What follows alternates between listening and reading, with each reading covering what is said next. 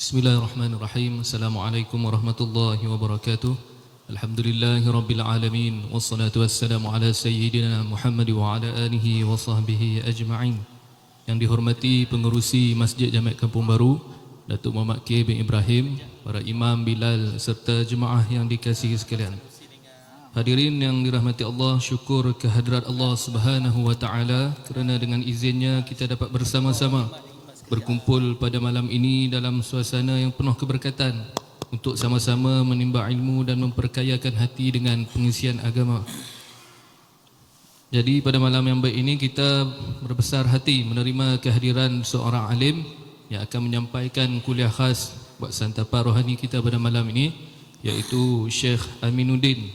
Dalam masa yang sama turut bersama kita pada malam ini iaitu Ustaz Mat Kecik.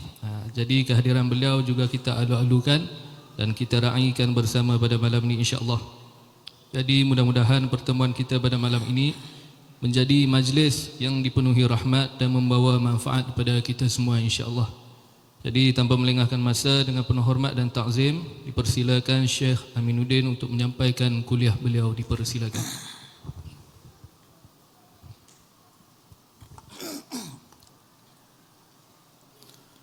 Assalamualaikum warahmatullahi wabarakatuh. A'udzu billahi minasy syaithanir rajim. Bismillahirrahmanirrahim. Alhamdulillahi rabbil alamin. Wa bihi nasta'inu ala umuri dunya waddin. والصلاة والسلام على سيدنا ومولانا محمد الذي تحسن به الأخلاق بها الأخلاق وتوسع بها الأرزاق وتدفع بها المشاق وتملأ منها الآفاق وعلى آله وصحبه وسلم صلاة دائمة من يوم خلقت الدنيا إلى يوم التلاق واسترنا بين يديك يا عزيز واسترنا بين يديك يوم القيامة يا عزيز يا خلاق سبحانك لا علم لنا إلا ما علمتنا إنك أنت العليم الحكيم رب اشرح لي صدري ويسر لي أمري واحلل عقدة من لساني يفقه قولي اللهم أنت بالعلم معروف ونحن بالجهل موصوفون فعلمنا علما من لدنك نصير به كاملين في المحيا والممات اللهم أغننا بالعلم وزينا بالحلم وأكرمنا بالتقوى وجملنا بالعافية ولا حول ولا قوة إلا بالله العلي العظيم قال الله سبحانه وتعالى وما أرسلناك إلا رحمة للعالمين ويقول الحبيب المصطفى والنبي المجتبى والرسول المرتضى سيدنا وشفيعنا ومولانا محمد صلى الله عليه وسلم إنما أنا رحمة مهداة أو كما قال أما بعد. Yang dimuliakan pengurusi majelis yang berusaha, Tuan Imam Masjid, ahli jawatan kuasa masjid, yang dihormati lagi dikasihi juga pengurusi masjid, para alim ulama, tuan-tuan dan puan-puan, muslimin dan muslimat, hadirin dan hadirat, semoga dirahmati oleh Allah Subhanahu wa taala. Alhamdulillah, syukur pada Allah Subhanahu wa taala kerana pada malam ini dapat kita berhimpun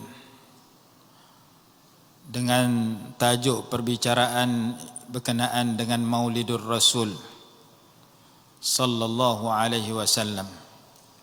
Kita memperingati hari kelahiran Nabi sallallahu alaihi wasallam. Alhamdulillah, kita termasuk di kalangan hamba yang dipilih oleh Allah untuk sama-sama hadir dalam majlis yang begini mulia, untuk kita membicarakan tentang keistimewaan insan yang kita sambut kelahiran baginda. Wala ya'rifu qimatal maulid illa man ya'rifu qimatal maulud. Tidak akan mengenali nilai maulid, nilai hari sambutan keputeraan baginda, melainkan orang yang mengenali betapa tingginya kemuliaan baginda. Kita sambut hari keputeraan diraja, kita sambut hari keputeraan menteri, kita sambut hari keputeraan diri kita, keluarga kita. Tidak sama dengan sambut hari keputeraan semulia-mulia makhluk. Betapa mulianya majlis maulid apabila yang disambut itu Tuhan punya maulid yang termulia. Yang mengenali begitu hebatnya sambutan maulid hanya orang yang mengenali betapa hebatnya Tuhan maulid yang disambut itu. Dan perkataan maulid sudah ada dalam Quran, sudah ada dalam hadis sahih. Dalam Quran surah Maryam, Allah Ta'ala berfirman, wa salamun alaihi yawma wulida. Keselamatan ke atas baginda pada hari baginda dilahirkan. Baginda di sini Nabi Yahya alaihi salatu wassalam. Dalam surah yang sama Allah berfirman, wassalamu alayya yawma wulidtu. Allah kurniakan kesejahteraan kepadaku pada hari aku telah dilahirkan. Aku dilahirkan di sini adalah Nabi Isa alaihi salatu wassalam.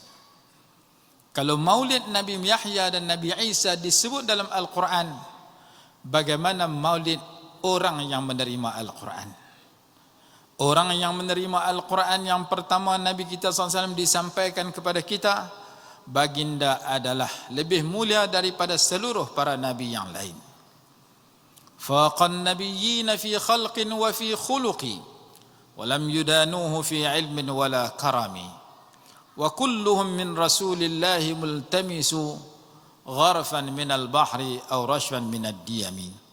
Baginda mengatasi seluruh para nabi yang lain di sudut rupa paras dan di sudut akhlak budi pekerti.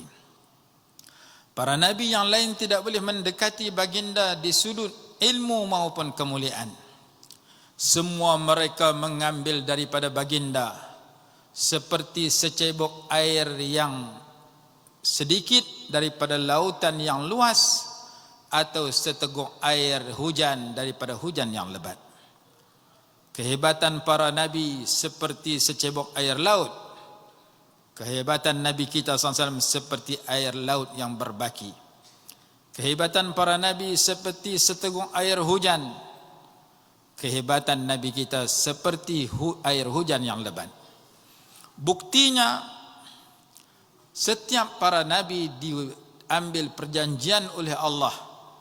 Jika mereka bertemu dengan nabi akhir zaman, mereka wajib beriman dan menolong baginda. Wa idz akhadallahu mitsaqal nabiyyin, Allah telah membuat perjanjian dengan seluruh nabi. Kalau kamu sempat bertemu dengan Nabi Muhammad, la tu'minunna bihi wa tansurunnah, wajib kamu beriman dengan baginda, wajib kamu menolong baginda. Bukti yang kedua, pada malam Isra' Mi'raj, baginda menjadi imam kepada seluruh para nabi dan rasul. Imamul anbiya wal mursalin, imam kepada para rasul. Semulia-mulia imam, imamul anbiya wal mursalin. Seluruh rasul menjadi makmum kepada baginda. Bukti yang ketiga, ana sayyidu waladi Adam wala fakhra, Adam faman dunahu tahta liwa'i yaumal qiyamah. Aku adalah ketua pemimpin kepada seluruh anak cucu Nabi Adam pada hari kiamat. Aku sebut bukan kerana berbangga. Nabi Adam dan orang-orang yang di bawah Nabi Adam di bawah benderaku pada hari kiamat kelak. Muhammadun sayyidul kaunaini wathaqalaini wal fariqaini min urbin wa min ajami. Nabi Muhammad adalah sayyid kepada dua alam, alam dunia, alam akhirat. Sayyidul kaunain wathaqalain, sayyid dan pemimpin kepada seluruh manusia dan seluruh jin. Wal fariqain, pemimpin kepada seluruh dua kumpulan manusia. Min urbin wa min ajami, sama ada kumpulan pertama orang Arab atau kumpulan yang kedua seluruh manusia yang bukan Arab. Baginda adalah sayyid fil jannah, raja dalam syurga. Baginda adalah sayyid di dunia, pemimpin di dunia. Sayyidul kaunain, pemimpin di dua alam, alam dunia dan alam akhirat. Disebutkan dalam kitab sirah bahawa Ka'bul Ahbar rahimahullahu ta'ala berkata, aku telah mengkaji lebih daripada 70 kitab terdahulu. Aku dapati perbandingan akal seluruh manusia berbanding dengan akal Nabi kita Muhammad sallallahu alaihi wasallam. Perbandingannya hanyalah seperti sebutir pasir berbanding dengan seluruh pasir di atas muka bumi. Seluruh akal mereka yang berakal dihimpun seperti sebiji pasir, sebutir pasir. Akal Nabi SAW seorang seperti seluruh pasir di dunia. Masalu aqli, perbandingan akal manusia keseluruhannya berbanding dengan akal Nabi kita, karamlatin baina rimalid dunya, seperti sebutir pasir berbanding dengan seluruh pasir di dunia. Terdapat kenyataan itu dalam puluhan kitab terdahulu, kata Sayyiduna Ka'bul Ahbar rahimahullahu ta'ala. Maka kita berhimpun untuk mendengar setitik air daripada lautan kehebatan Nabi SAW.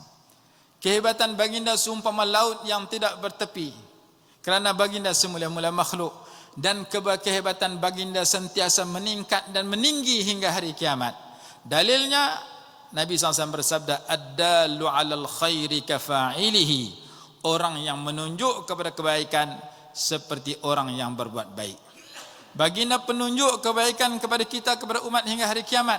Setiap kebaikan yang dilakukan oleh seluruh umat, baginda sentiasa mendapat pahala dan meningkat tinggi darjat baginda sehingga hari kiamat. Darjat baginda sudah paling tinggi tetapi masih meninggi. Sebagaimana Kaabah, Baitullah, satu rumah Allah yang mulia, tetapi Kaabah itu tetap bertambah mulia dengan kehadiran umat Islam yang tawaf dan mendoakan agar ditambah kemuliaan Kaabah. Allahumma zid hadzal baita tashrifan wa ta'ziman wa takriman.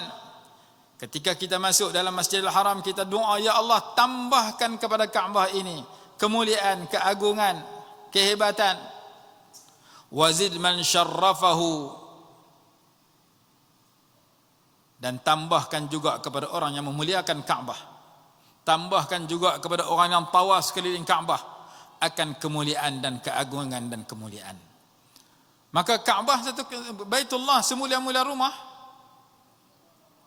Rumah yang paling mulia di dunia, rumah Kaabah, rumah Allah. Tetapi Kaabah tetap mulia dan sentiasa bertambah mulia. Dengan sebab dikeliling Kaabah terdapat orang-orang mulia yang dipilih oleh Allah untuk beribadat di sana, dan orang-orang yang mendoakan agar Kaabah itu bertambah mulia. Sebab itu ketika orang nak hadiah Fatihah kat Rasulullah, orang nak hadiah bacaan kepada Rasulullah, dikatakan sampaikan kepada Nabi SAW pahala bacaan kami ini, dan disebutkan ziyadatan fi syarafihil a'zam, sebagai menambah kemuliaan baginda yang sudah termulia daripada orang lain. Al-Imam Ibrahim Al-Laqani rahimahullah berkata, وأفضل الخلق على الإطلاق نبينا فمل عن الشقاق. Makhluk yang paling mulia adalah Nabi Muhammad SAW. Jangan anda berselisih pendapat. Jangan ada berselisih pendapat. Ijma' sepakat seluruh ulama yang mu'tabar bahawa makhluk yang paling mulia ialah Nabi kita sallallahu alaihi wasallam. Al-Imam Al-Busairi rahimahullah ketika mengarang burdah sampai di satu bait syair beliau terhenti daripada menyambung kerana terputus ilham. Syair itu berbunyi, famablaghul ilmi fihi annahu basharun, terhenti, tak tahu nak sambung. Karena ulama-ulama yang karang kitab kadang-kadang berpandukan kepada ilham. Imam Ibrahim Al-Laqani karang matan Jawharat Tauhid berjumlah 144 baris dalam masa satu malam. Satu malam Allah bagi ilham, siap sebuah kitab. Kita sampai Allah tak habis kitab beliau. Begitu juga ulama-ulama yang lain, termasuk Imam Busairi, Allah bagi ilham. Amin tadhakkuri jiranin bidhi salami mazajta dam'an jaramin muqlatin bidami, sampai kepada syair tersebut. Apabila beliau meninggal dunia, disyarahkan ratusan ulama, ratusan kitab. Di rumah saya ada senarai nama lebih pada 200 jenis kitab syarah kepada burdah. Begitu juga Hikam Ibn Athaillah, kedua-duanya murid kepada Imam Abul Abbas Mursi. Abu Abbas Mursi murid kepada Abul Hasan Asy-Syazuli. Abu Hasan Syazuli murid kepada Abdul Salam Ibn Mashish. Abdul Salam Ibn Mashish murid kepada gurunya sampai kepada Nabi SAW. Murid Abu Abbas Mursi seorang pengarang syair, seorang pengarang kalam biasa, ayat bukan syair. Yang terkenal pengarang syair Imam Busairi karang burdah, pengarang ayat biasa Imam Ibn Athaillah Sakandari karang kitab hikam. Disyarahkan oleh ramai ulama. Hikam pun banyak yang syarah, burdah pun banyak syarah, dibaca seluruh dunia. Hikam dibaca di Malaysia, di Indonesia, di Maghribi, di seluruh dunia. Burdah dibaca seluruh dunia. Berkatnya kitab burdah yang dikatakan sesat oleh satu golongan. Dia kata burdah ni sesat. Siapa baca burdah boleh bawa kepada syirik dan murtad. Tak mana jadi syirik dan murtad, jadi kafir. Kerana dalam burdah sebut, ya akramal khalqi mali aluzu bihi siwaka, wahai makhluk yang paling mulia, aku tidak boleh berlindung selain daripada engkau. Ni syirik ni, duk berlindung dengan makhluk. Yang betul berlindung dengan Allah, dengan makhluk syirik. Maka disyarah oleh ulama, kita akan berlindung dengan Nabi SAW pada hari kiamat kelak. Kita memohon syafaat baginda. Allah izin baginda melindungi kita dengan syafaat baginda, asy-syafaatul uzma. Maka kenyataan itu sama dengan hadis tentang syafaat. Ulama-ulama jawab, ni bukan syirik. Kamu tak faham, kamu kata syirik. Maka dalam ketika sampai kepada syair tersebut, beliau tertidur, tak tahu nak sambung, tertidur, mimpi jumpa Rasulullah SAW. Nabi SAW menyatakan kepada Imam Busairi, sambung syair berikut, wa annahu khairu khalqillahi kullihimi, dan bahawasanya Nabi Muhammad SAW itu adalah makhluk yang paling mulia daripada semua makhluk yang ada. Inilah pati burdah, pati pujian kepada Nabi SAW yang dikarang oleh sesiapa sahaja yang memuji Nabi SAW, sama ada dalam ceramah, sama ada dalam kitab, sama ada dalam syair. Patinya ialah untuk menanam dalam hati kita bahawa baginda adalah Rasul utusan Allah, dan baginda adalah makhluk yang paling mulia, dan kita akan menjadi mulia ketika kita menghayati ajaran baginda dan mengikut baginda. Baginda mengajar kepada kita, kita akan jadi mulia bila kita jadi hamba Allah, memperhambakan diri pada Allah. Al-ubudiyatu lillahi izzatud darain, kehambaan kepada Allah membawa kemuliaan pada dua negeri, negeri dunia, negeri akhirat. Al-Imam Sya'rawi rahimahullah berkata, hamba terbahagi dua. Satu hamba kepada makhluk, yang kedua hamba kepada pencipta makhluk. Hamba kepada makhluk makhluk itu mengambil manfaat daripada hamba tersebut. Hamba kepada pencipta makhluk, hamba itu mendapat manfaat daripada pencipta makhluk. Zaman dulu ada hamba, ada tuan. Bila hamba tu jadi hamba kepada tuan, tuan tu ambil manfaat. Tuan tu suruh buat kerja, tuan tu suruh buat ni, tuan tu bila buat kerja tak betul, tuan tu pukul hamba tu. Hamba kepada manusia, manusia ambil manfaat daripada hamba tersebut. Silap, pukul. Silap, jual ke orang. Dimaki, dimarah oleh tuan kalau buat kerja tak betul. Disuruh buat kerja kadang-kadang membebankan budak hamba itu sampai sakit hamba itu. Hamba kepada sayyidnya pada manusia, sayyid ambil manfaat daripada tenaga hamba itu dan kelebihan hamba itu. Tetapi hamba kepada Allah, kita dapat manfaat daripada Allah Ta'ala bila kita memperhambakan diri pada Allah di sebarang masa dan tempat yang kita hadiri. Bila kita semayang, kita dapat manfaat daripada Allah. Bila kita makan ikut ajaran Islam, kita dapat manfaat daripada Allah. Bila kita tidur ikut Islam, kita dapat manfaat daripada Allah. Bila kita pergi masjid, kita dapat manfaat daripada Allah. Setiap saat dan masa yang kita berada, kita memperhambakan diri kepada Allah di tempat tersebut, Allah bagi manfaat duniawi dan ukhrawi. Maka Nabi SAW mengajar bagaimana kita perlu mengenali jawatan kita yang paling besar ialah hamba Allah. Wa ma khalaqtul jinna wal insa illa liya'budun. Aku tidak cipta jin dan manusia melainkan supaya mereka menyembahku, mereka memperhambakan diri pada aku, mereka mengenaliku, sebagian ulama mentafsirkan liya'rifun, dan supaya kita kenal jawatan yang paling mulia yang menjadikan kita mulia apabila kita menjadi hamba kepada Allah. Dalilnya banyak, antaranya firman Allah Subhanahu wa taala, wa ibadur rahman alladzina yamshuna 'alal ardi hauna. Hamba-hamba kepada Allah yang pemurah, al-idhafah lit-tashrif. Hamba kepada Allah dikembang untuk memuliakan hamba tersebut.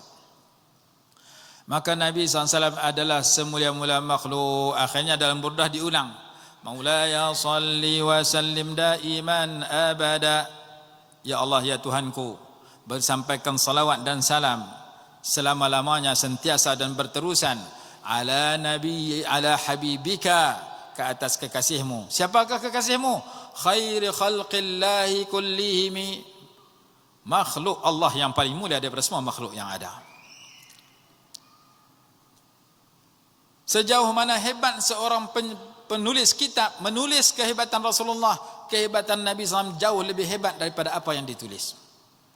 Sejauh mana hebat seorang penceramah berceramah tentang kelebihan Nabi SAW, kelebihan Nabi SAW jauh lebih hebat daripada apa yang diceramahkan. Sejauh mana hebat seorang yang bersalawat kepada Nabi SAW, selawat mereka rendah kerana baginda sudah mendapat salawat daripada Allah Subhanahu wa taala. Innallaha wa malaikatahu yusallun. Allah dah beri salawat. Salawat kita dengan salawat Allah lebih tinggi. Al-Imam Ibn al-Farid rahimahullah berkata, ara kulla madhin fi an-nabiy muqassira wa in balagha al-musni alayhi wa aksara. Aku melihat setiap pujian kepada baginda adalah terlalu sedikit, sekalipun orang yang memuji itu telah berlebihan dan memperbanyakkan pujian kepada baginda. Idza kana Allahu asna alaihi bima huwa ahlu fama miqdaru ma yamdahul wara. Apabila Allah sendiri yang telah memuji baginda, maka bagaimanakah nilai pujian semua makhluk? Pujian manusia, pujian jin, pujian malaikat, pujian binatang, pujian batu, pujian pokok, semuanya rendah karena pujian Allah itu paling tinggi. Antaranya Allah telah memuji baginda, wa innaka la'ala khuluqin azim.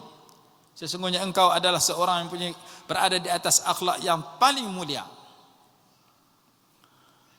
Maka ada ulama kata, sekiranya saya memuji Nabi Muhammad dengan kata-kataku, sebenarnya saya memuji kata-kataku dengan ambil Nabi Muhammad letakkan di situ. Sekiranya saya muji Nabi Muhammad dengan qasidahku, sebenarnya saya muji qasidahku dengan Nabi Muhammad. Sekiranya saya muji Muhammad dengan tulisanku, sebenarnya saya telah menghias dan memuji tulisanku dengan Nabi Muhammad. Nabi Muhammad penghias kepada segala pujian dan kata-kata. Maka kita nak jadikan diri kita indah, hiaskan diri kita dengan Nabi Muhammad. Hiaskan diri kita dengan akidah Nabi Muhammad SAW. Hiaskan diri kita dengan ibadah Nabi Muhammad SAW. Hiaskan diri kita dengan akhlak Nabi SAW. Dan Nabi Muhammad SAW walaupun telah dikebumikan di Madinah, tetapi baginda ada di kalangan kita. Siapa apa? Suratul Hujurat. Wa'lamu anna fikum Rasulullah. Ketahuilah di kalangan kamu ada Rasulullah. Apa maksud baginda ada? Ajaran baginda ada di sekeliling kita, kata sebagian ulama. Baginda sudah wafat, Al-Quran ada dalam rumah kita, Al-Quran ada dalam masjid kita, penyampai Quran ada dalam rumah kita, dalam masjid kita, dalam TV, dalam radio, dalam handphone. Tinggal kita nak cari Rasulullah dan ajaran baginda atau tak peduli kepada ajaran baginda. Ketahuilah Rasulullah ada di kalangan kalian, yakni ajaran Allah ada di ajaran Allah dan ajaran Rasul ada di kalangan kalian. Imam At-Tirmidzi menyatakan rahimahullah, sekiranya kitab aku ada dalam rumah kamu, seolah-olahnya Rasulullah ada dalam rumah kamu. Sunan Tirmidzi yang 5 jilid, yang syarahnya berbelah jilid. Kalau ada dalam rumah, kita belajar Sunan Tirmidzi macam kita belajar kat Rasulullah, ajaran Rasulullah dalam rumah kita.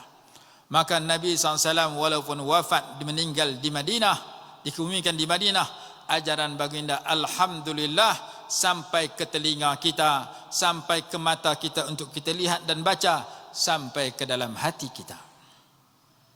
Kerana cantiknya kita, kerana hati kita dimasuki ajaran Allah dan Rasul.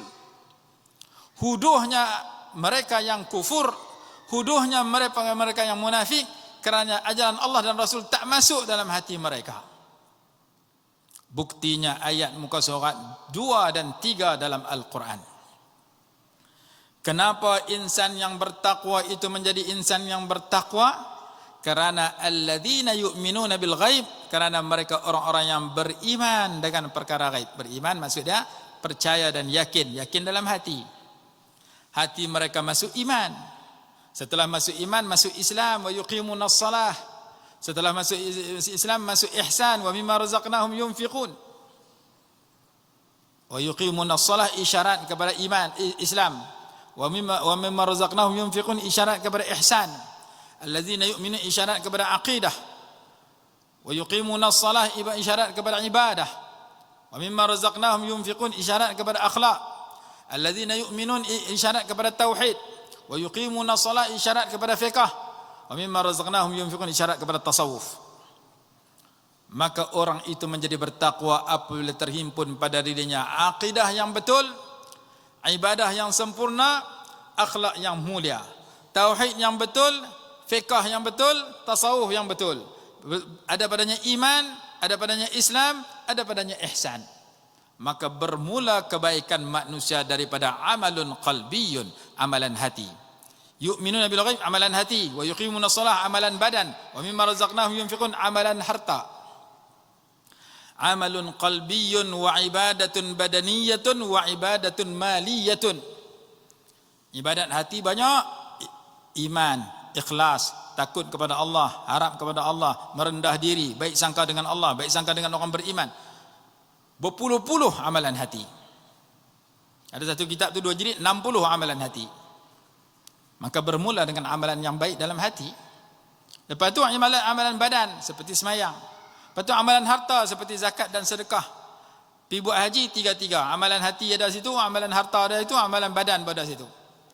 Ketika tawaf, letih, tawaf sa'i, amalan badan. Ketika melontar, duit habis, belah-belah ribu, puluh-puluh ribu, amalan harta. Ibadat harta. Ibadah badaniyah, wa ibadah maliyah, wa ibadah qalbiyah. Dan kafirnya orang kafir kerana hati mereka tertutup. Khatamallahu ala qulubihim, Allah tutup hati mereka. Dan munafiknya orang munafik kerana hati mereka berpenyakit syak dan ragu dan penyakit berpura-pura baik, syakkun wa nifaq. Kata dalam Quran, fi qulubihim maradun fazadahumullahu marada. Dalam hati mereka ada penyakit, Allah tambah penyakit dalam hati mereka.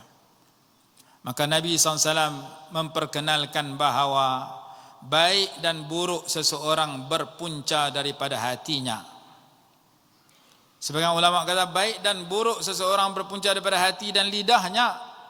Hatinya baik, lidahnya baik, baiklah orang itu. Hatinya buruk, lidahnya buruk, buruklah orang itu. Termasuk tulisan. Tulisan itu salah satu daripada 2 lidah. al-qalamu ahadul lisanain. Apa yang kita tulis dalam handphone kita, apa yang kita hantar dalam grup WhatsApp kita, mencerminkan kita baik ataupun jahat. Kerana baik dan buruk kita terletak pada hati, lidah dan tulisan, termasuk anggota yang lain. Maka Nabi SAW semula-mula makhluk yang kita raikan kelahiran baginda sudah diwujudkan oleh Allah dalam bentuk irhasat, perkara luar biasa. Antaranya emak baginda melihat cahaya keluar daripada dirinya sehingga ternampak Qusurus Syam, istana Syam pada hari kelahiran baginda. Dikatakan ini hadis sahih. Antaranya bergegar istana Raja Kisra, jatuh 14 berandanya. Antaranya kering tasik sawah. Antaranya ialah terpadamnya api yang disembah oleh penyembah berhala, penyembah api di kalangan orang Majusi, di mana api tersebut semenjak 1000 tahun tak pernah terpadam hari kelahiran Nabi SAW. Baginda juga merupakan doa Nabi Ibrahim dan berita gembira Nabi Isa dan mimpi dan Sayyidah Aminah. Ana da'watu Ibrahim wa bisyaratu Isa wa ru'yati ummi Aminah.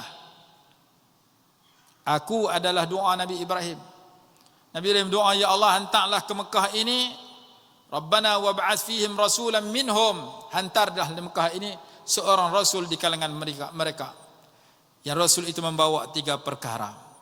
Yatlu alaihim ayatika, membaca kepada mereka ayat-ayat engkau. Wa yu'allimuhumul kitab wal hikmata, mengajar kepada mereka Quran dan hikmah. Apakah cukup seorang guru, seorang pendakwah, seorang penyampai ilmu yang bermanfaat kepada manusia membawa 2 perkara? Membaca ayat, mengajar Quran hadis? Tak cukup. Kena ada yang ketiga. Apa itu yang ketiga?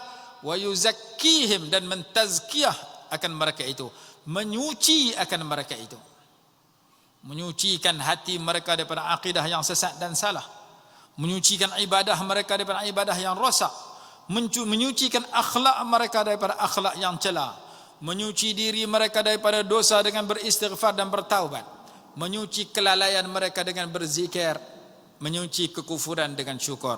Wallahu alam. Kita dengar azan dulu.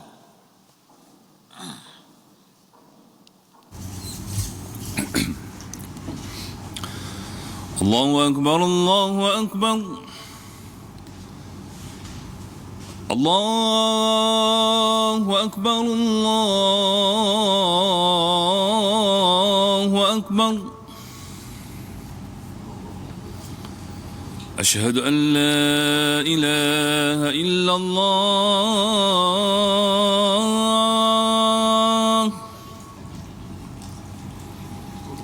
أشهد أن لا إله إلا الله.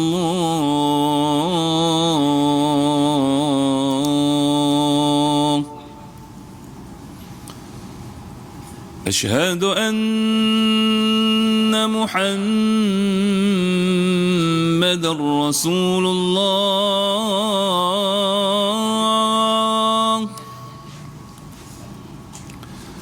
أشهد أن محمد رسول الله.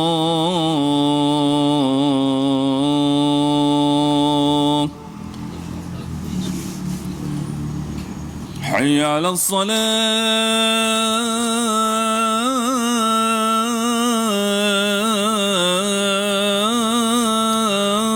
الصلاة. حي على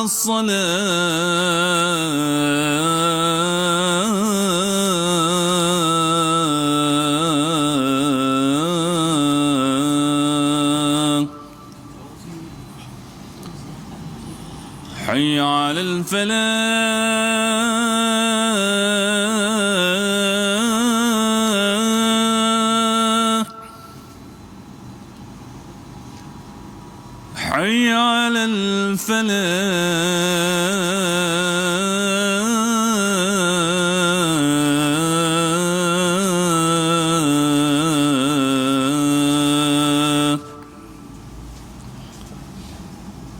الله أكبر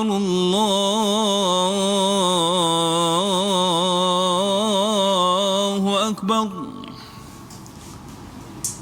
لا إله إلا الله.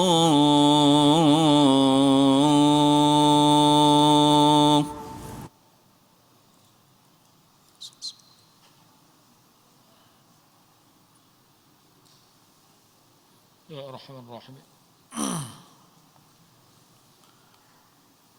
Bismillahirrahmanirrahim.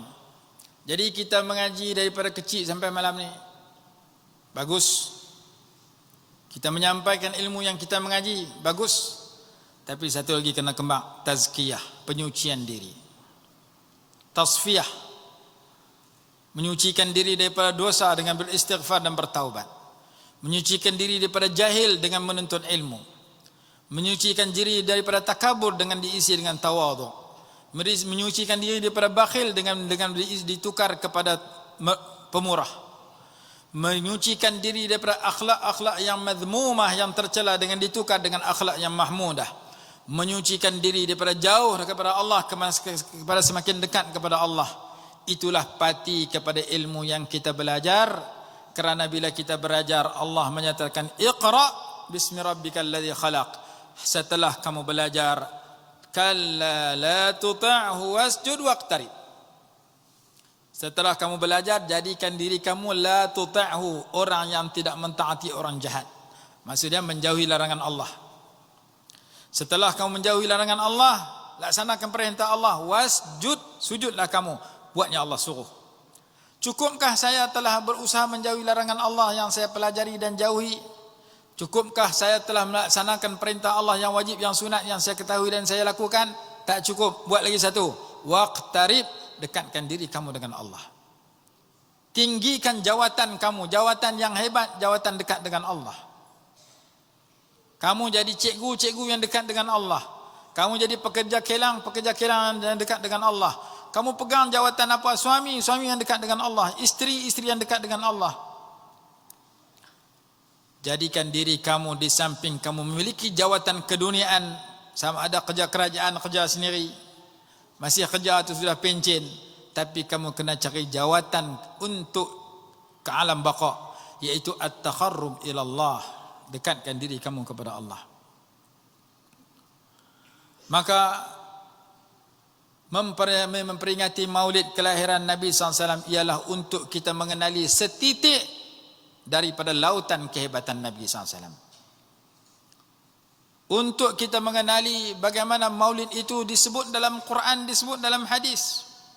Dalam hadis, kenapa Nabi SAW berpuasa pada hari Isnin? Dzalika yaumu wulidtu fi, hari itu hari aku dilahirkan. Baginda mensyukuri maulid baginda dengan mengisi dengan puasa setiap minggu hari Isnin. Dan iblis alaihi la'natullah diceritakan dalam beberapa kitab seperti kitab Subulul Huda war Rasyad. Subulul Huda war Rasyad ada 500 muka, ada 600 muka, ada 1000 muka, berjilid-jilid, lebih daripada 10 jilid diceritakan dalam kitab tersebut. Begitu juga Al-Bidayah wan Nihayah Imam Ibn Katsir, Jami'ul Asar 7 jilid, Bidayah wan Nihayah 8 jilid, menceritakan bagaimana iblis alaihi la'natullah meraung pada 4 masa. Yang pertama, meraung, menjerit, marah, menyesal, marah, benci. Pada 4 masa.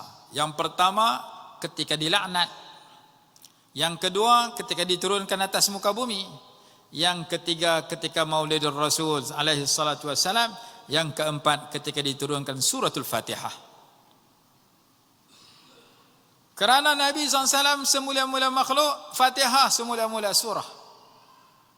Beruntung orang yang baca Fatihah setiap hari sekurang-kurangnya 17 kali dalam 17 rakaat sembahyang fardu.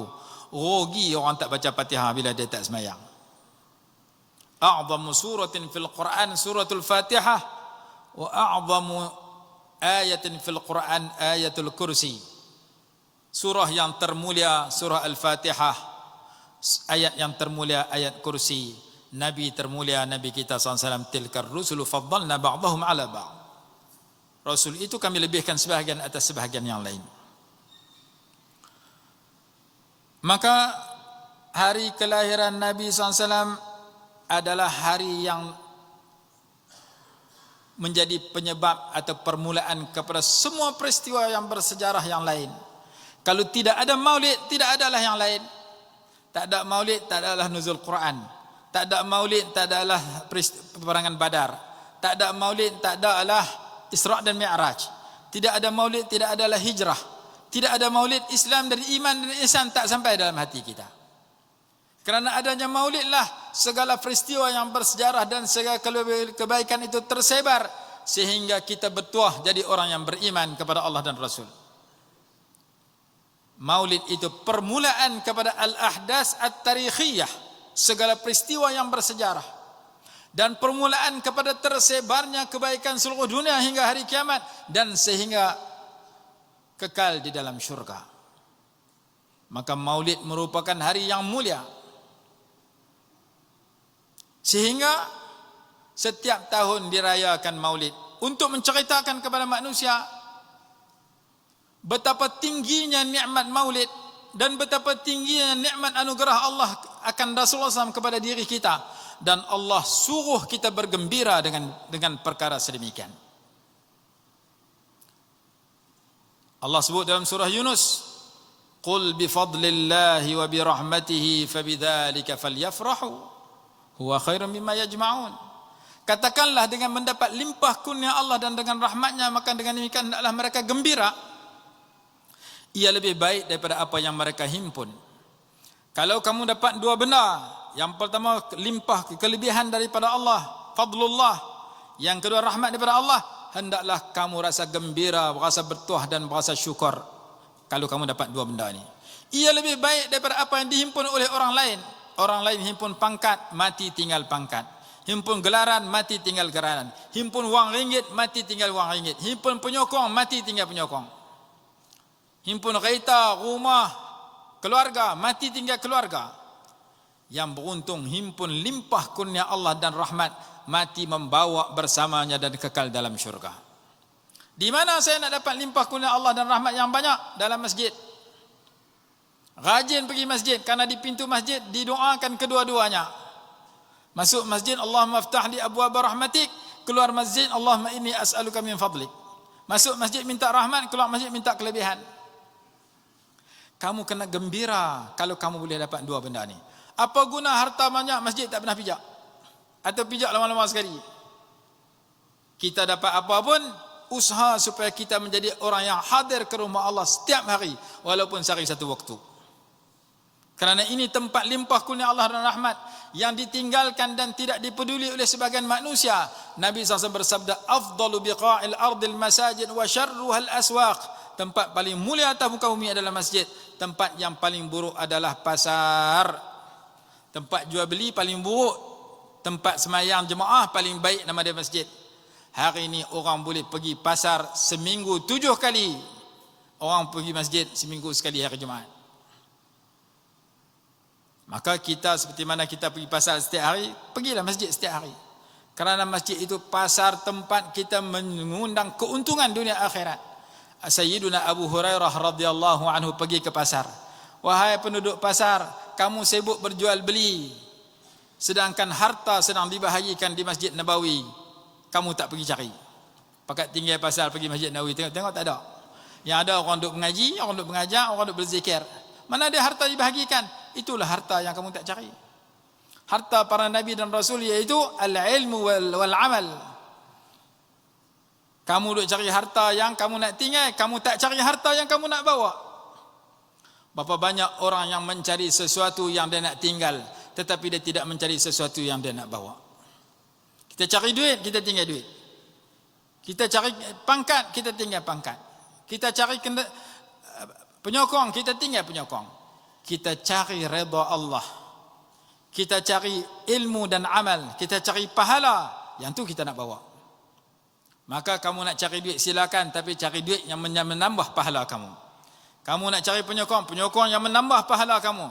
Jangan cari duit, cari penyokong yang menambah dosa. Kamu nak kahwin yang dapat pahala, jangan dapat dosa. Bela anak dan isteri kamu, didik mereka supaya jadi isteri dan anak yang salihah. Maka kita diajar oleh Nabi SAW bahawa kelahiran baginda adalah pembawa kepada kebaikan. Orang duk bahas boleh tak boleh sambut maulid. Setengah kata tak boleh, bid'ah. Setengah kata boleh, setengah kata ikut suka. Boleh ke tak boleh? Allah suruh kita bergembira dengan dapat limpah kurnia dan rahmat. Tafsiran sebagian ulama, limpah kurnia itu Islam, rahmat itu Quran. Siapa yang dapat Islam Quran, naklah dia rasa gembira dan bertuah, kerana lebih baik daripada yang lain. Tafsiran sebagian ulama, rahmat itu adalah Nabi SAW. Kerana Allah berfirman, وَمَا أَرْسَلْنَاكَ إِلَّا رَحْمَةً. Rasulullah itu diutus sebagai rahmat. Maka bergembira dengan rahmat suruhan Allah, dan diri baginda dinamakan rahmat dalam suratul Anbiya. Bergembiralah dengan datangnya Nabi SAW kepada kamu. Bergembiralah dengan kewujudan dan kelahiran Nabi SAW pada kamu. Maka gembira dengan kelahiran baginda, gembira dengan mempelajari tentang kehebatan diri dan ajaran baginda, dituntut sepanjang masa Allah suruh dalam Quran. Cuma kita sambut setahun sekali kerana sempena bulan Maulid Rabiul Awal. Kalau kita belajar maulid hari-hari, setiap hari lagi bagus. Sebab itu ada tempat sebulan sekali, ada tempat seminggu sekali. Main bulan maulid tiap-tiap hari, macam dengan Quran. Ada orang kata bulan puasa ni bagus baca Quran. Ada ulama kata tak boleh kata gitu. Kenapa? Bulan puasa bagus menambah, memperbanyakkan Quran. Dengan arti sebelah bulan yang lain kena baca Quran. Bulan puasa dilipat gandakan baca Quran. Kerana bulan puasa bulan mula turun Quran. Sama dengan maulid. Maulid ni kita sambut setiap bulan yang lain sepanjang tahun. Kalau boleh setiap hari. Mengaji tentang Rasulullah. Mengaji tentang pusaka Rasulullah. Tetapi bila bulan maulid dilipat gandakan dan diperbanyakkan. Meraihkan dan merayakan maulid baginda. Jadi Quran ini kalau boleh baca setiap hari, datang setiap bulan, setiap hari, sebelah bulan. Mai bulan puasa diperbanyakkan baca Quran. Jangan baca bulan puasa sebelah bulan tinggal. Jangan maulid sambut bulan Maulid Rasul sebelah bulan, tak perlu ke maulid. Tak kenal Rasulullah, tak cari Rasulullah pada sebelah bulan yang lain. Cari Rasulullah setiap hari, cari Quran setiap hari. Mai bulan Ramadan, tingkatkan, tambahkan baca Quran. Sambut maulid setiap hari. Mai bulan maulid, lebihkan dan tambah maulid. Itu ada negeri 40 hari maulid. Ada negeri 3 bulan maulid. Di Aceh 3 bulan maulid. Ada negeri 40 hari maulid.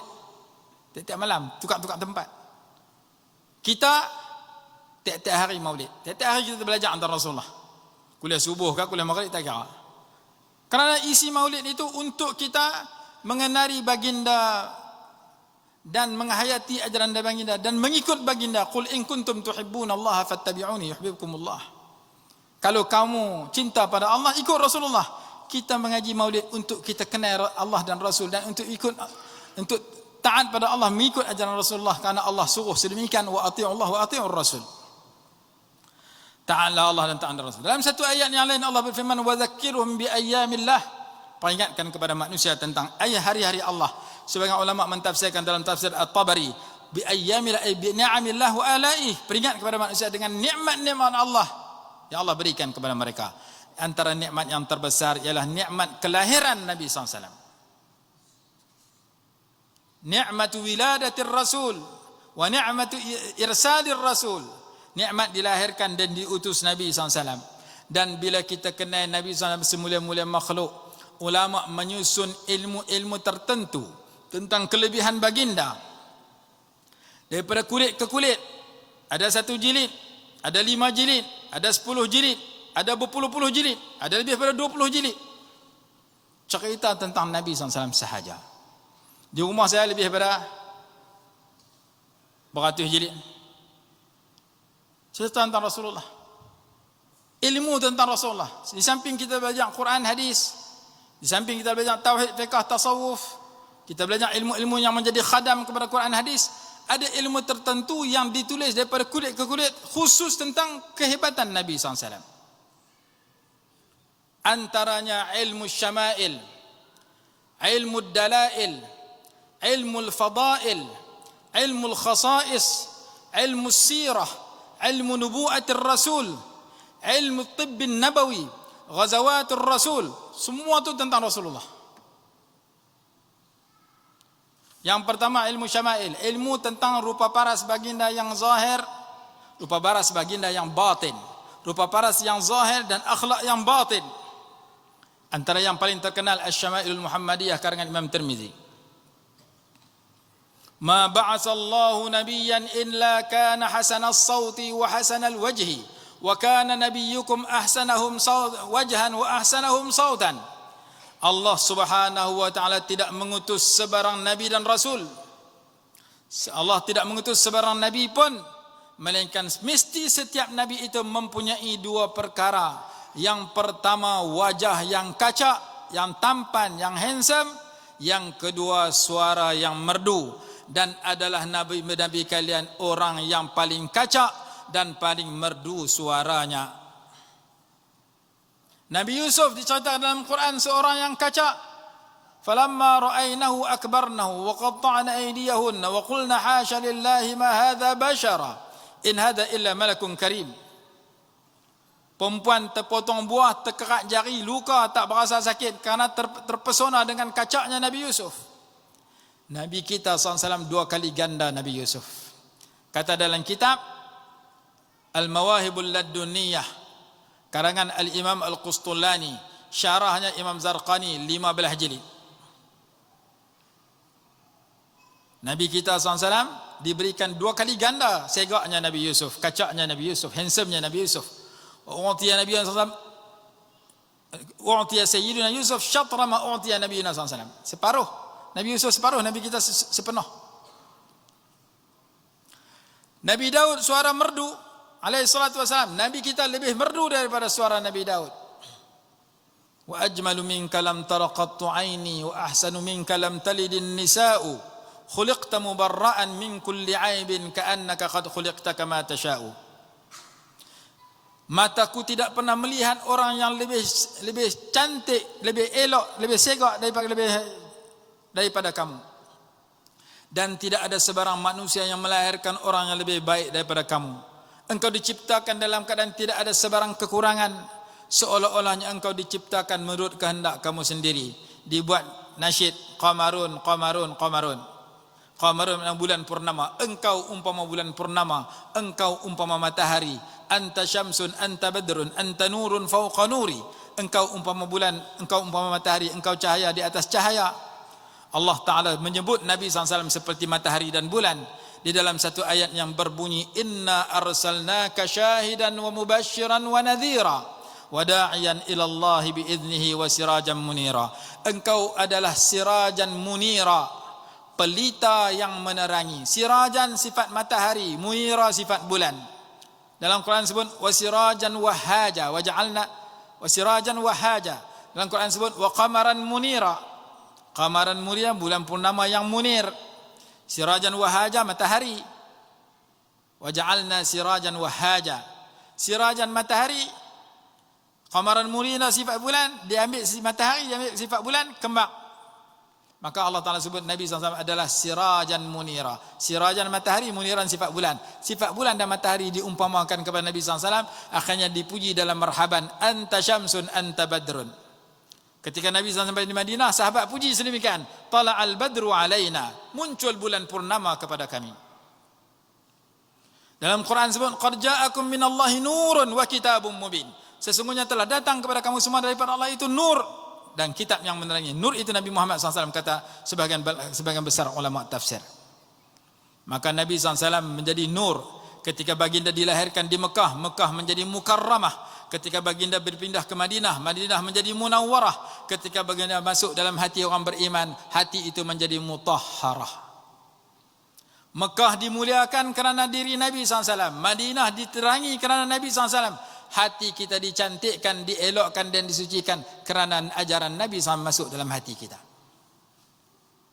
Wulida SAW fi Makkah fa asbahat mukarramah wa hajara SAW ila al-Madinah fa asbahat munawwarah wa dakhala dinuhu qulub al-mu'minin fa asbahat mutahharah wa munawwarah wa mukarramah. Apabila ajaran baginda masuk dalam diri orang beriman, maka orang beriman itu menjadi mukarramah, dimuliakan seperti mana Mekah al-Mukarramah. Munawwarah, diberikan nur sebagaimana dijadikan Madinah Munawwarah. Wa mutahharah, dan disucikan dan diberikan pelbagai keistimewaan duniawi dan ukhrawi. Apabila kita mencari Nabi SAW dan ajaran baginda untuk kita kenali dan hayati, maka ilmu yang pertama syama'il, rupa paras dan akhlak. Ilmu yang kedua dalail mu'jizat. Imam Baihaqi karang 7 jilid, nama dia Dalailun Nubuwah, bukti-bukti kenabian baginda, perkara luar biasa yang nama mu'jizat. Imam Nawawi rahimahullah menyatakan, aku kaji mu'jizat Nabi SAW, aku temui lebih pada 1000 hadis sahih tentang perkara luar biasa yang bernama mu'jizat yang Allah anugerah Nabi kepada Nabi SAW. Mu'jizat paling besar Al-Quran. Seorang Arab Badawi melihat Nabi SAW duduk dengan para sahabat. Dia tanya, "Tu siapa?" Itulah seorang manusia membawa ajaran baru, mengaku sebagai Rasul, dan di kelilingnya adalah sahabat-sahabat dan pengikutnya. Aku tidak akan percaya dia seorang Nabi dan Rasul selagi biawak pasir yang aku miliki tidak memberitahu dan memberitahu tentang kebenarannya. Dia pergi depan Nabi SAW, dia cabut biawak pasir yang disimpan dalam lengan bajunya. Orang Arab lengan baju dia besar. Dia baling depan Nabi SAW. Tapi sebelum dia nak baling itu, dia maki Rasulullah. Engkau adalah pembawa ajaran sesat, engkau bawa ajaran yang pecah belah masyarakat. Dikutuk satu persatu, sehingga Sayyidina Umar minta izin, "Ya Rasulullah, izinkan aku pancung tengkok lelaki ini." Rasulullah, Sayyidina Umar minta izin nak bunuh lelaki tersebut kerana kurang ajar, biadab dengan Nabi SAW. Nabi SAW bersabda, "Ama ta'lamu anna al-halima kada an yakuna rasula." Wahai Umar, jangan cepat melenting. Apakah kamu tidak tahu bahawa orang yang lemah lembut, sopan santun dan tidak cepat melenting itu hampir dengan Rasul? Wahai Arab Badawi, apa yang kamu mahu? Aku tidak percaya kamu sebagai seorang Nabi Rasul. Sebagai bewak aku tak bercakap.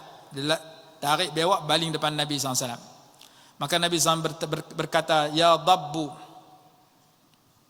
wahai biawak pasir." Fatakallama ad-dabbu bilisanin taliqin arabiyyin fasihin mubin. Biawak pasir itu bercakap dengan bahasa Arab yang paling fasih. "Labbaika wa sa'daik," aku menyahut seruanmu. "Man ta'budu ya dab," wahai biawak pasir, siapakah yang kamu sembah?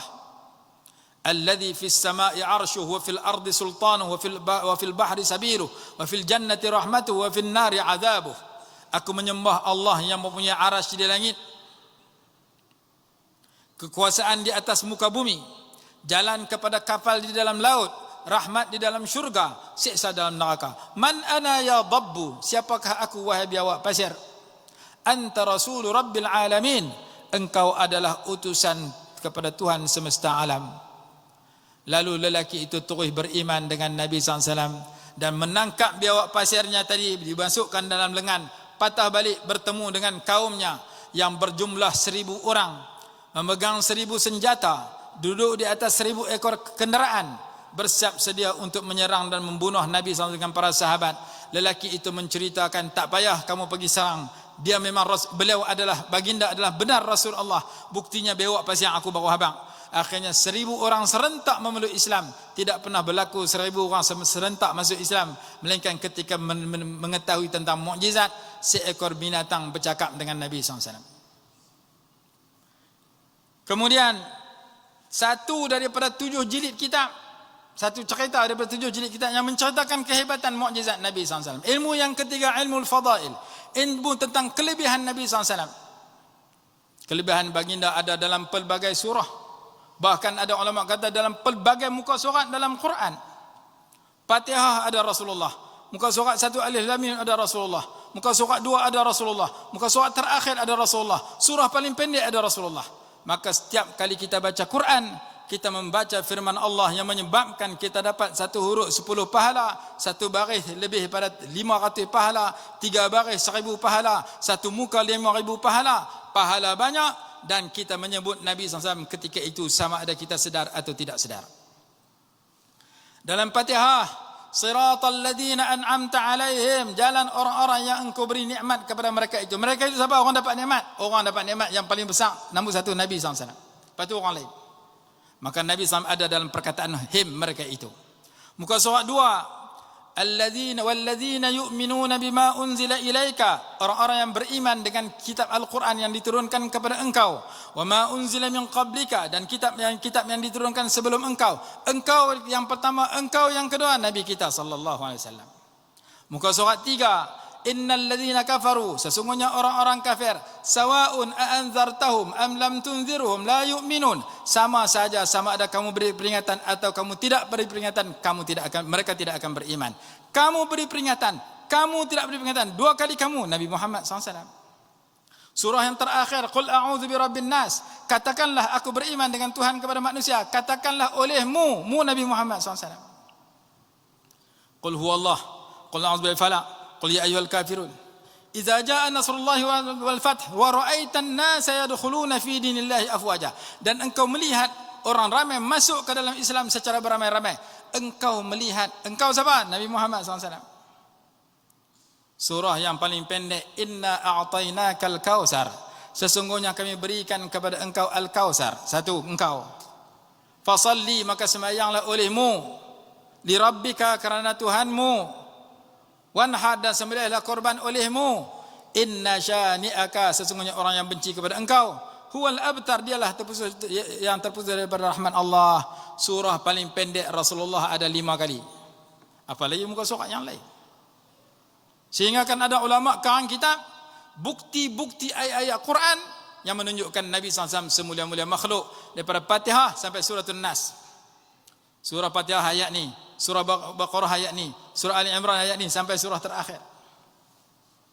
Ada ulama karang kitab 4 jilid kelebihan Nabi SAW, Jawahirul Bihar, tentang kelebihan Nabi SAW. Maka semakin kita belajar tentang kelebihan Nabi SAW, kita akan dapati bukti ayat Quran, bukti hadis, bukti binatang mengaku kelebihan Nabi SAW, pokok mengaku.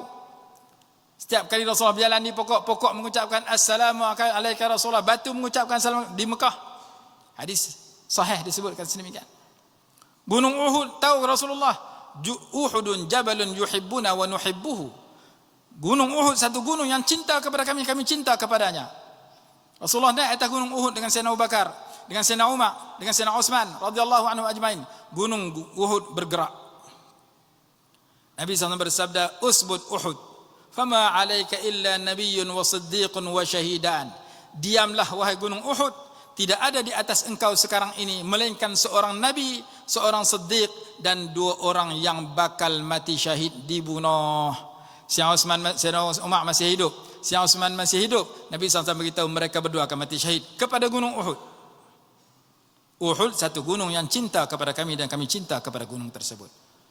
Allah cinta kepada Rasulullah, malaikat cinta kepada Rasulullah, manusia yang beriman, jin yang beriman cinta kepada Rasulullah, bahkan binatang, bahkan pokok kayu, bahkan batu, bahkan benda hormat kepada Nabi SAW. Baca dalam kitab Khasaisul Kubra, lebih daripada 3,600 hadis, disyarahkan lebih daripada 8 jilid tentang perkara khusus yang Allah bagi kepada Nabi SAW, menunjukkan baginda semulia-mulia makhluk. Ilmu yang keempat, ilmu khasais, ilmu tentang perkara khusus yang istimewa yang Allah bagi kepada Nabi SAW, tidak ada kepada orang lain.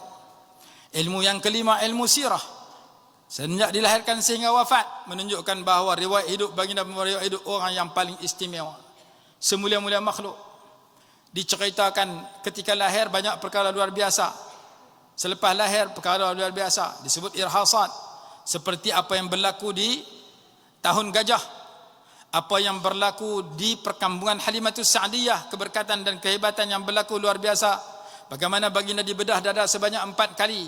Pertama ketika berumur 4 tahun, kedua ketika berumur 10 tahun, ketiga sebelum menerima wahyu, kesemuanya irhasat, dan keempat sebelum Isra' Mi'raj.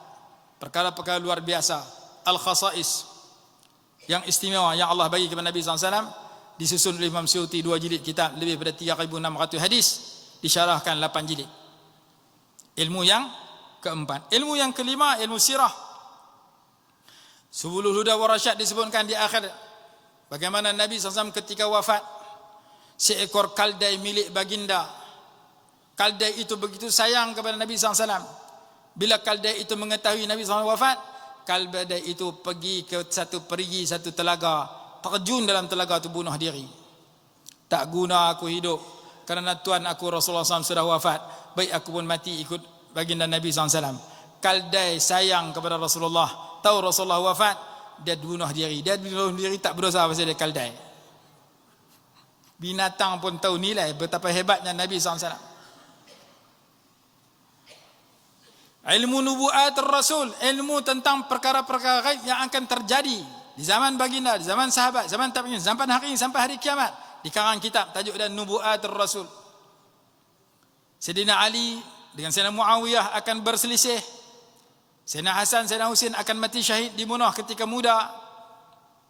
Diceritakan dalam kitab nubuat Rasul. Rasulullah dah tahu dah, kamu salah seorang isteri aku akan bergerak dengan rombongan sampai satu tempat, nama tempat itu Ma'ul Hawab. Di situ akan ada sekumpulan anjing yang menyalak dengan kuat di situ. Maka bila tiba zaman Sayyidina Ali dengan Sayyidina Muawiyah berselisih, Sayyidina Aisyah radhiyallahu anha bersama rombongan naik kenderaan pergi sampai satu tempat. Sampai satu tempat terhenti, tak boleh meneruskan perjalanan karena terdengar suara anjing yang begitu banyak menyalak. Lalu saya Aisyah tanya, kenapa anjing menyalak banyak sini? Apa nama tempat ini? Tempat itu bernama Ma'ul Hawab. Teringat hadis Nabi SAW. Rasulullah dah beritahu masa hayat baginda, perkara ini akan terjadi. Rasulullah dah beritahu Sayyidina Husain akan mati dipancung dan dibunuh di Karbala. Akan dibunuh. Sayyidina Hasan akan mati diracun. Nabi SAW beritahu, Al-Hasan wal-Husain sayyida syababi ahli jannah. Dan Nabi SAW beritahu bahawa Sayyidina Hasan akan memperdamaikan antara tentera Sayyidina Ali dengan Sayyidina Muawiyah. Ibni hadza sayyidun wa la'alla Allah an yusliha bihi baina fi'ataini 'azimataini minal mu'minin. Anakku ini, cucuku ini merupakan seorang pemimpin. Mudah-mudahan Allah jadikan dia pendamai antara dua kumpulan yang besar di kalangan umat Islam. Akhirnya terjadi apa yang disebut oleh Nabi SAW. Beliaulah pendamai antara tentera Sayyidina Ali dan Sayyidina Muawiyah radhiyallahu anhu. Tentera Sayyidina Ali disebut fi'ah azimah minal mu'minin. Tentera Sayyidina Muawiyah disebut kumpulan yang besar orang beriman. Sayyidina Ali beriman, Sayyidina Muawiyah beriman. Jangan ikut golongan yang mengkafirkan dan melaknat tentera Sayyidina Muawiyah, kerana Nabi SAW sudah menyatakan mereka beriman dalam Sahih Bukhari. Mereka berijtihad. Ilmu tentang tibbun nabawi, perubatan cara Rasulullah, makanan sunnah, kelebihan madu lebah, kelebihan minyak zaitun, kelebihan habbatus sauda, kelebihan cuka, ni'mal idam al-khal, sebaik-baik lauk itu adalah cuka. Cuka apple, bukan cuka getah. Cuka getah masuk kubur tu. Nabi SAW cerita tentang makanan-makanan sunnah. Sidir, bidara, pisang, buah delima, buah-buah dalam Quran jadi ubat. Sekarang kitab tajuk tumbuh-tumbuhan dalam Quran menjadi ubat dalam pelbagai penyakit. Bawang besar, bawang putih, kacang, macam-macam. Tibbun nabawi. Man la'iqa asalan fi thalasi ghadawatin lam yusibhu 'azimun minal bala. Hadis Ibnu Majah menyatakan, barang siapa yang menjilat madu lebah 3 pagi dalam sebulan, dia tidak akan ditimpa penyakit yang berat. Paling segan, paling malas 10 hari sekali kena makan madu lebah di pagi hari ketika perut kosong, kerana menghindarkan kita daripada penyakit yang berat. Kata dalam hadis Ibnu Majah, kulu zaita waddahidu bihi fa innahu min syajaratin mubarakah. Makanlah minyak zaitun, sapulah dengan minyak zaitun, sesungguhnya ia datang daripada pokok yang diberkati. Dalam hadis sebut pokok zaitun pokok berkat. Dalam Quran surah An-Nur sebut pokok zaitun pokok berkat. Yuqadu min syajaratin mubarakatin zaituna. Al-habbatus sauda syifa' min kulli da'. Banyak ayat Quran dan hadis yang menceritakan tentang rawatan dan perubatan cara Nabi SAW. Peperangan Nabi SAW, akhlak Nabi SAW, mengetahui perkara gaib. Akhlak Nabi SAW baginda amat segala sifat mulia yang ada kepada sesiapa, Nabi SAW nombor satu. Saya suka kepada dia kerana pemurah, Rasulullah SAW paling pemurah. Saya suka kepada dia, saya suka tolong orang, Rasulullah paling suka tolong orang. Saya suka kepada dia kerana suaranya merdu, suara Nabi SAW paling merdu. Dan ketika Wahb bin Umair rahimahullah radhiyallahu, ketika Umar ibn Wahb al-Jumahi lari daripada perang Badar, dia adalah tentera Abu Jahal. Dia balik ke Mekah, masuk dalam Hijr Ismail dengan Safwan ibn Umayyah. Dia kata kepada Safwan ibn Umayyah, sedih mengenangkan Abu Jahal dan kuncu-kuncunya, tokoh-tokoh Quraisy mati dibunuh dalam perang Badar. Lalu Safwan juga bersedih dengan dia. Dua-dua orang duduk dalam Hijr Ismail, dua-dua kafir, musyrik, mengenang ketua-ketua Quraisy yang mati dibunuh dalam perang Badar, Abu Jahal dan tenteranya. Lalu kata oleh Umar ibn Wahb al-Jumahi, kalau tidak kerana dua perkara, dia akan keluar ke Madinah sekarang untuk membunuh Muhammad. Yang pertama, kerana dia memiliki banyak hutang yang belum dibayar. Yang kedua, kerana dia ada isteri dan anak-anak yang perlu disara. Maka kata Safwan ibn Umayyah, segala hutang kamu aku bayar, aku jamin. Anak bini kamu aku akan sara sampai mati. Mendengarkan jaminan itu, kata oleh Umar ibn Wahb, aku nak keluar Allah pergi bunuh Muhammad. Kamu tolong rahsiakan dialog kita berdua. Dia balik bubur racun di pedangnya, terus dia pecut kuda menuju ke Madinah. Sampai di Madinah, terserempak di pintu Masjid Nabawi dengan Sayyidina Umar radhiyallahu anhu. Sayyidina Umar terus nak tangkap, nak bunuh dia. Rasulullah tak benarkan. Maka dia masuk. Rasulullah tanya, apakah tujuan kamu datang ke sini? Saya datang kerana nak memastikan anak saya yang engkau tawan dalam perang Badar diberikan layanan yang baik. Tu kenapa kamu bawa pedang datang ke sini? Biasa orang lelaki bawa pedang perkara biasa. Tak ada apa saja bawa.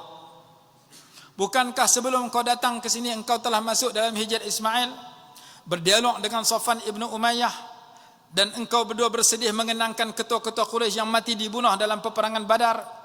Kemudian engkau berkata, jika tidak kerana dua perkara engkau akan keluar segera membunuh aku. Yang pertama, kerana engkau punya hutang yang banyak yang belum dibayar. Yang kedua, kerana engkau ada isteri dan anak yang perlu disara. Lalu kedua-dua itu dijamin oleh Safwan. Lalu engkau keluar datang ke sini untuk membunuhku. Allah akan menghalang segala niatmu itu. Nabi SAW dedahkan dialog dia tanpa tengok WhatsApp. Tak ada WhatsApp masa tu. Dialog dia dalam Hijr Ismail, sehingga dia mengucap dua kalimah syahadah, balik menjadi pendakwah kepada Islam di kota suci Mekah. Memberitahu perkara gaib yang ada dalam hati Safwan. Seorang lagi nama Wabisah. Wabisah keluar pada rumah dengan niat nak jumpa Rasulullah, nak tanya dua perkara. Apa itu kebaikan, apa itu kejahatan, apa itu baik, apa itu dosa. Bila sampai di dalam Masjid Nabawi, Rasulullah dah berhimpun ramai dengan para sahabat. Safwan mencelah di kalangan para sahabat. Sahabat kata, wahai Wabisah, pergi jauh. Datang lewat Nabi awal. Rasulullah kata, biarkan dia datang ke sini. Maka dia datang ke hadapan Rasulullah, lututnya belaga lutut Rasulullah. Terus Rasulullah SAW bertanya kepadanya, kamu mau aku jawab terus soalan dalam hatimu tanpa perlu bertanya, atau kamu nak tanya dulu baru aku jawab? Jawab Wabisah, jawab terus ya Rasulullah. Soalan dalam hatinya di rumah Rasulullah dah tahu dah. Rasulullah kata, soalan adapun kebaikan ialah sesuatu yang menenangkan hati dan membahagiakan jiwa, menenangkan jiwa. Dosa itu sesuatu yang menyebabkan hati kita tak tenteram dan kita tak mau orang ramai tahu kata kita buat dosa. Itulah perbezaan antara kebaikan dan dosa yang terkandung dalam hati Wabisah. Dan Nabi SAW adalah orang yang amat pemurah. Dalam perang Hunain bagi 300 ekor kepada kepada Safwan ibn Umayyah, sehingga Safwan ibn Umayyah masuk Islam. 300 ekor unta bagi kepada Hakim ibn Hizam, 300 ekor unta. Bagi kepada Abu Sufyan 100 ekor unta. Kalau seekor unta 10.000 ringgit, 300 ekor unta 3 juta ringgit. Itu baru seorang, baru dua orang. Maka Nabi SAW memiliki segala sifat yang mulia, yang menyukakan sesiapa, pasti sifat itu pada Nabi SAW yang paling tinggi. Saya suka kepada dia kerana segak, Rasulullah paling segak, paling kacak. Saya suka kerana dia pemurah, Rasulullah paling pemurah. Saya suka kerana suaranya merdu, Rasulullah paling suara merdu. Saya suka kerana dia suka buat baik kat saya, Rasulullah lah orang yang buat baik kepada kita dan kepada semua umat Islam yang lain. Maka tidak ada satu sifat mulia yang menyukakan sesiapa, melainkan Allah anugerah kepada Nabi SAW adalah yang paling sempurna dan paling mulia. Apa yang penting kita mengenali kehebatan dan kemuliaan Nabi SAW supaya bertambah cinta dan bertambah ingin ittiba' kepada Nabi SAW. Akhir sekali saya nak sebut bahawa Nabi SAW orang yang paling baik. Antara buktinya ketika baginda mampu membalas dendam kepada penduduk Mekah yang telah menyakiti baginda, ada yang telah membunuh sahabat baginda, ada yang telah menyiksa sahabat baginda, ada yang pulau baginda, macam-macam tindakan keganasan dan kejahatan yang dilakukan sepanjang baginda berada di Mekah 13 tahun. Pi Madinah kejar lagi Rasulullah, perang Uhud, perang Badar, perang Ahzab dan sebagainya. Ketika baginda mampu untuk membalas dendam terhadap kejahatan mereka, baginda menyatakan izhabu fa antumut tulaqa, pergilah aku bebaskan kamu. Inilah yang menyebabkan para musyrikin Mekah banyak masuk Islam, dan inilah yang menyebabkan seorang pengarah filem yang buat filem tentang Rasulullah, menghina Rasulullah, umat Islam seluruh dunia 7%, kalau tidak salah pengarah filem itu daripada Kanada. Lalu dia kaji kenapa Muhammad ini begitu diagungkan oleh umat Islam seluruh dunia. Lalu dia kaji sirah Rasulullah daripada A sampai Z, semenjak dilahirkan sehingga wafat. Beliau bertemu dengan ayat izhabu fa antumut tulaqa. Betapa baiknya Nabi SAW memaafkan seluruh orang Mekah yang telah membuat kejahatan begitu lama sehingga mereka masuk Islam. Tidak ada orang sebaik ini. Inilah orang yang paling baik, kerana orang buat jahat dibalas dengan kebaikan. Kita kalau seorang buat jahat kat kita, kita balas dia. Apalagi ramai. Nabi SAW ramai buat jahat kepada baginda. Bila baginda mampu membalas dendam, baginda membebaskan mereka sehingga masuk rasa hormat dan cinta dalam hati mereka. Lalu mereka memeluk Islam secara beramai-ramai. Apa yang penting ialah kita belajar tentang Nabi SAW. Rasulullah kata ada 2 orang manusia yang dekat dengan aku hari kiamat. Yang pertama orang yang banyak baca salawat kepada aku, yang kedua orang yang berkelakuan baik. Aqrabukum minni manzilatan yaumal qiyamah ahsanukum khuluqa. Orang paling dekat dengan aku dalam syurga orang yang paling baik kelakuannya. Maka kita ingin menjadikan diri kita orang kelakuan baik. Kelakuan baik datang daripada ibadah yang sempurna. Ibadah yang sempurna datang daripada akhlak yang mulia. Akhlak yang mulia umpama ilmu tauhid. Kelakuan yang sempurna, ibadah yang sempurna adalah ilmu fiqh, akhlak yang mulia adalah ilmu tasawuf. Maka kita pelajari tauhid, fiqh dan tasawuf seperti pokok, ranting dan buah. Tauhid seperti pokok, fiqh seperti ranting, buah adalah tasawuf. Maka nak dapat buah yang sedap mesti berkemak dengan ranting yang elok. Ranting yang elok mesti berkemak dengan perdu pokok yang baik. Pokok itu tauhid, ranting itu fiqh, buah itu tasawuf. Pokok itu alladzina yu'minuna bil ghaib, ranting itu wa yuqimuna shalah, tasawuf itu wa mimma razaqnahum yunfiqun. Maka umur kita yang berbaki isilah dengan mempelajari pusaka Nabi SAW daripada Quran dan hadis, ilmu yang menjadi teras tauhid, fiqh dan tasawuf, dan ilmu-ilmu yang menjadi khadam kepada ilmu Nabi SAW. Mudah-mudahan bertambah kenal dan bertambah cinta dan bertambah ittiba' kita mengikut kepada Nabi SAW. Semoga Allah anugerahkan kepada kita segala anugerah yang terbaik di dunia dan di akhirat. Saya minta maaf kerana terlajak masa yang diberikan kepada saya 9 suku, saya terlajak 5 minit. Walaupun banyak lagi isi yang boleh saya sampaikan, tetapi memada dengan 2-3 patah yang kita dengar pada malam ini. Yang penting kita pulang sebagai orang yang ingin bersama dengan Nabi SAW di dunia, di dalam kubur dan di akhirat. Caranya tidak lain dan tidak bukan isi waktu kita yang berbaki dengan kita setiap hari mempelajari ilmu baginda, setiap hari mengamalkan ibadah baginda, setiap hari menghayati akhlak baginda, dan setiap hari dan setiap masa dan tempat berusaha mengajak diri kita dan seramai mungkin untuk mengikut baginda. Semoga Allah kurniakan segala kurniaan terbaik kepada kita di dunia dan di akhirat. Aku yang baik datang daripada Allah Subhanahu wa taala. Salah silap saya mohon ampun dan maaf. Aqulu qawli hadza wa astaghfirullahal azim li wa lakum wa lisairil muslimin wal muslimat wal mu'minina wal mu'minat. Assalamualaikum warahmatullahi wabarakatuh. Waalaikumsalam warahmatullahi wabarakatuh. Alhamdulillah, selesai sudah kuliah khas yang telah disampaikan oleh Syekh Aminuddin pada malam ini. Semoga segala ilmu dan perkongsian yang disampaikan dapat kita hayati dan amalkan dalam kehidupan seharian kita, insya-Allah. Jadi setinggi-tinggi penghargaan dan terima kasih kepada Syekh Aminuddin atas kesudian menyampaikan kuliah pada malam ini. Dan tidak dilupakan juga terima kasih kepada Ustaz Mat Kecil yang turut hadir dan sudi bersama-sama kita sehingga selesai kuliah pada malam ini. Jadi semoga kehadiran dan kebersamaan kita semua pada malam ini mendapat keberkatan daripada Allah Subhanahu wa taala insya-Allah. Sekian wabillahi taufiq wal hidayah. Wassalamualaikum warahmatullahi wabarakatuh.